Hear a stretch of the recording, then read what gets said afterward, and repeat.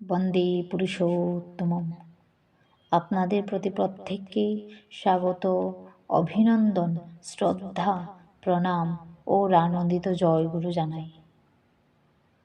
শুরু করছি আজকের ইষ্ট প্রসঙ্গ। বিষয়: মানুষ যাতে নিজ দায়িত্বে বাস্তব জগতে স্বাধীন ও সৎভাবে দাঁড়াতে পারে, সে শিক্ষা কিভাবে দেওয়া সম্ভব? এই প্রশ্নটা প্রফুল্লদা শ্রী ঠাকুরকে এবার করেছিলেন। মানুষ যাতে নিজ দায়িত্বে বাস্তব জগতে স্বাধীন ও সৎভাবে দাঁড়াতে পারে, সে শিক্ষা কিভাবে দেওয়া সম্ভব? শ্রী ঠাকুর সহাস্যে বললেন, এই তো হলো আদত কথা। অতেই বোঝা যায় কার ব্যক্তিত্ব ও সুনিয়ন্ত্রিত কর্মদক্ষতা কতখানি গজিয়েছে। আমার মনে হয় ওই রকম করা যায়। ধরো, ছেলেরা একজনের কাছ থেকে 1 বিঘা জমির বন্দোবস্ত নিল, তাকে ন্যায্য যা দেবার তা দিল। সেই জমিটাকে সারা বছর ভালো করে খাটালো, নিজেরা চাষবাস করে তরি তরকারি করলো, সেই তরকারি নিজেরা বাজারে নিয়ে বিক্রি করলো, সবটার হিসাবপত্র রাখলো।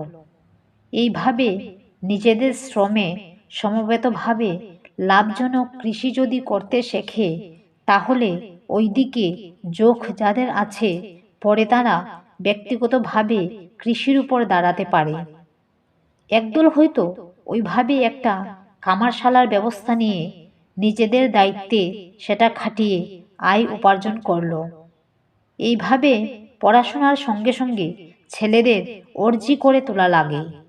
তাকেই বলে প্র্যাকটিক্যাল এডুকেশন, কার্যকরী শিক্ষা। এইটে করতে পারলে মেয়ে ভুকাহু করে রাস্তায় রাস্তায় ঘুরে বেড়াবে না। ইট কাটা, দালান করা, গড় বাঁধা, কাঠের কাজ, কারখানার কাজ, ব্যবসা শেখা, রুগী শুশ্রূষা, রান্না বাড়া, কাপড় কাচা, বাসন মাজা, ঘর ঝাড় দেওয়া ইত্যাদি যত কাজ শিখে রাখতে পারে ততই ভালো। কতকগুলি কাজ জানা থাকলে তার সঙ্গে সম্পর্কিত কাজগুলি শিখে নিতে কষ্ট হয় না।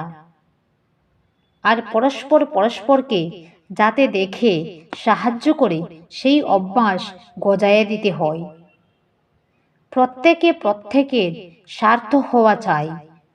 With every practical attitude and attempt to fulfill the principle with every urge and inquisitiveness. আদর্শানুপূরণী আকুতি ও অনুসন্ধিৎসাপূর্ণ মনোভাব ও প্রচেষ্টা নিয়ে। এতে জ্ঞানেরও সঙ্গতি হয়, পরিবেশের সঙ্গেও সঙ্গতি হয়। মানুষগুলিও যেমন জড়িত, জানার বিষয়গুলিও তেমনই জড়িত। একটা খুব পাকাপোক্তভাবে হাতে কলমে শিখলে সেই দ্বারাই ফেলে আরও কত কি শিখতে পারে, জানতে পারে, করতে পারে। আর প্রত্যেককে দায়িত্বশীল করে তুলতে হয়, যাতে কাজের ভার নিয়ে অকৃতকার্যতার জন্য অন্যকে দায়ী না করে। যে সময়ের মধ্যে যা করতে যা যা লাগে তাকে ঘটিয়ে তুলতে হবে, with every progressive and profitable adjustment, সর্বপ্রকার উন্নতিমুখর ও লাভজনক বিন্যাস সহ। ক্ষিপ্রতা একটা বড় জিনিস।